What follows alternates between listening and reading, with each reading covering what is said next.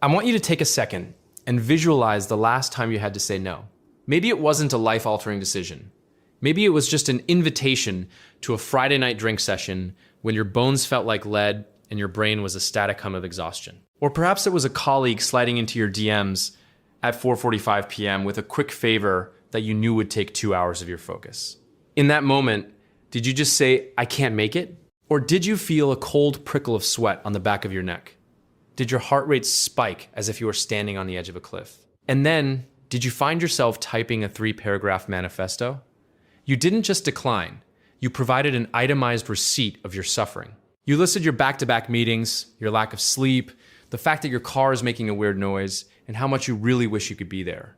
You hit send, and you didn't feel the relief of a boundary set. You felt a hollow, lingering dread. You stared at those 3 typing dots on the screen, your stomach churning, wondering, are they mad? Do they think I'm lying? Have I just ruined this relationship? If you recognize this cycle, this pathological need to litigate your right to exist in your own space, we need to talk about the biology of your small self. Depending on how your brain is wired, this isn't just being polite. For some, particularly the ADHD or autistic community, this is bottom-up processing. To a neurodivergent brain, details aren't fluff. They are the structural atoms of truth. To leave them out feels like lying. But for many of you watching, this habit comes from a much darker, more reflexive basement of the psyche. It comes from trauma. In modern psychology, we call this fawning. It is the forgotten 4th trauma response, tucked away behind the more famous siblings. Fight, flight, and freeze. Fawning is the appeasement strategy. It is the art of becoming a human mirror to reflect whatever the other person needs to see so they don't hurt you. Today, we are going to dismantle the apology trap. We are going to dive into the high-definition neuroscience of why your brain thinks being agreeable is a high-stakes survival skill. By the end of this video, I will give you the exact tactical protocols to stop begging for permission and start reclaiming your status as the sovereign of your own life. To understand why your thumb hovers over the backspace key when writing a text, we have to look at your ancient bodyguard.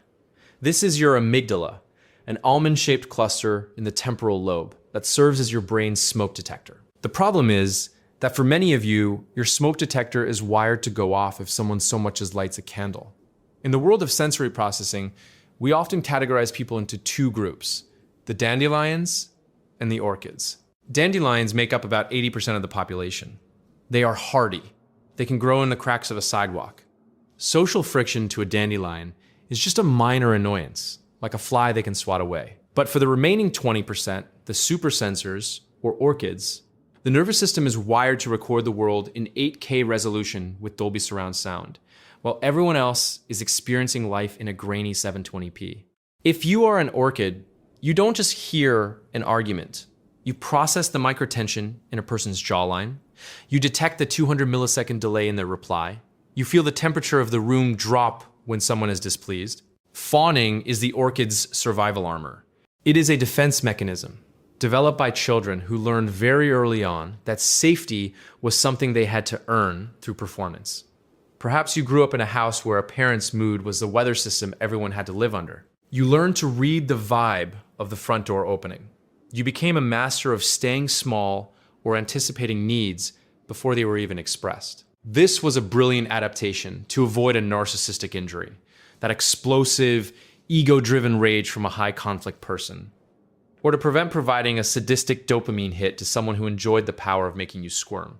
Now, as an adult, when you feel the slight prickle of someone else's disappointment, your subconscious mind doesn't see a friend. It sees a predator. It screams, "Please don't be mad at me. Look, I have a valid reason. I am still a good person." You aren't communicating information anymore. You are performing an emotional ritual. Your mirror neurons, the cells responsible for empathy, are hyperactive. You aren't just observing their frustration. You are physically simulating it in your own chest. You have become an emotional sponge, desperately trying to soak up a spill before it stains the carpet of your relationship. But here is the problem. Sponges eventually get heavy, dirty, and useless. Here is the red pill of social psychology that is incredibly hard to swallow. The more you explain, the less you are respected. It feels counterintuitive. You think if they just understood the complexity of my situation, they wouldn't be mad. But in the cold, hard logic of human hierarchy, defensive explaining triggers two psychological principles that actively erode your power. One, status signaling and the submission loop. In any social dynamic, there is an unspoken status game. The person with higher perceived status, the leader, the expert, the person who is comfortable in their skin, explains less. Why? Because they assume their no is a valid data point on its own. When you offer a sprawling, unasked for explanation, you are signaling submission. You are telling the other person's subconscious, my time is not actually my own. My decisions are subject to your audit and approval. You are handing them the judge's gavel and asking for a not guilty verdict. 2. The scarcity principle: human beings are biologically wired to value what is scarce and respect what is firm. If your energy is always available, if you are always over-explaining, and if you are constantly bending your schedule to accommodate every whim, you stop being a person and start being a commodity. You are teaching the world that your energy is cheap. There is a profound psychological truth here. The world treats you the way you treat yourself. If you treat your time like a clearance bin item, people will haggle over it. Every time you break a promise to yourself, a promise to rest, to go to the gym, or just to sit in silence, to please someone else, you are committing a microact of self-betrayal. You are teaching your brain, I don't matter. My needs are secondary to the comfort of others. This is how you end up in systemic overload. You are redlining your psychological engine just to stay in neutral, trying to keep everyone around you happy while your own internal check engine light has been flashing for years. To break this habit, we cannot rely on willpower. We need a new operating system. We need to shift your brain from the default mode network, where you ruminate on feelings, to the task positive network, where you execute logic. The first security protocol we must install is the JAD firewall.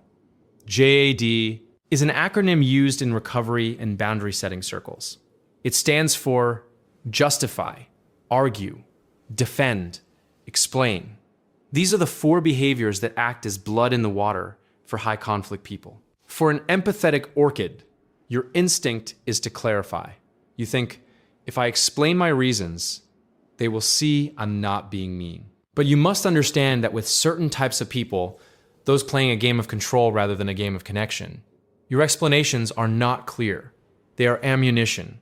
If you say, I can't come to your party because I have to clean my house and I'm really behind on chores, you haven't set a boundary. You've handed them a hook. A pushy person will immediately pull it, oh, don't be silly, just clean it tomorrow. It'll only be for an hour. By justifying your no, you have invited them to argue with your reasons. You have turned your personal boundary into a debate where you are the lead prosecutor. The moment you start defending your intentions, I'm not trying to be difficult, I just had a really long week. You have already lost. You've handed them 2 new targets to attack: your work ethic and your intentions. From today on, we stop handing over the ammunition. You must realize that you cannot fix a hardware problem, someone else's lack of respect for boundaries, with your software, your empathy. This is an asymmetrical conflict. You are using logic to build a bridge, while they are using your logic as fuel for their fire. How do we actually execute this when the adrenaline is pumping and your ancient bodyguard is telling you to apologize? We use 2 tactical tools: the power of the period and the pause protocol. The power of the period. This is a mechanical shift. Most fawners use run-on sentences fueled by anxiety. You need to practice the clean boundary. Instead of, I'm so sorry, I can't make it on Friday because my kid has a thing and I'm really tired and maybe next week. You say, I can't make it on Friday. Period. Instead of, I'd love to help with that project, but I'm already at 100% capacity and my boss is breathing down my neck. You say, I don't have the bandwidth for that right now. Period. When you say this, something terrifying will happen. Silence. Your internal prosecutor will scream at you to fill that silence. Your heart will hammer against your ribs. You will feel an almost physical urge to vomit up an excuse. Do not do it. Sit in that silence. Count to 5 in your head if you have to. That silence is the forge where your self-respect is being built. By refusing to justify, you are signaling that your no is a final, sovereign fact. It is not a negotiation. The pause protocol. Because super sensors process data so deeply, we often experience a neural hijack in real-time conversations. Our fawning reflex is faster than our logical brain. Your new default answer to any request, whether it's a lunch date or a new work task, is this: "Let me check my capacity and get back to you." This sentence is your vibranium shield. It buys you the most precious resource in the world: time. It allows you to step away from the other person's mirror neurons and ask yourself the hard questions. Is this person nourishing or depleting? Does my stomach tighten when I think about saying yes? Am I saying yes because I want to, or because I'm afraid of their reaction? If you feel your chest tightening or your throat closing up while they are speaking to you, that is somatic validation. Your nervous system is detecting a mismatch between their sweet words and their control game. Trust your body over their vocabulary. If the person you are fawning over is a high conflict personality, someone who uses your empathy as supply, you need to move beyond simple boundaries and into compassionate detachment. Visualize a glass wall between you and them.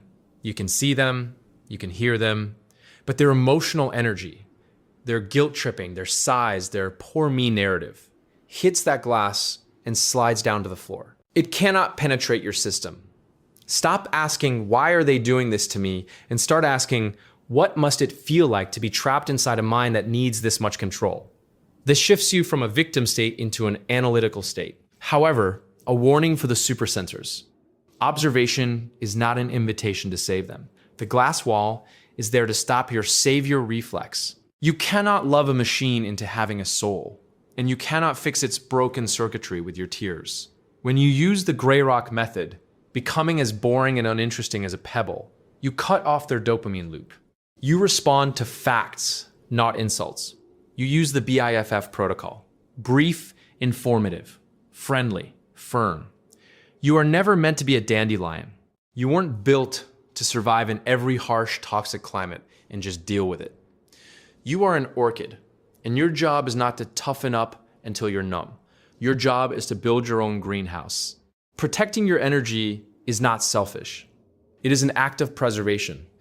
You cannot pour from an empty cup, and you certainly cannot pour from a cup that has been shattered by everyone else's demands. Your no is enough.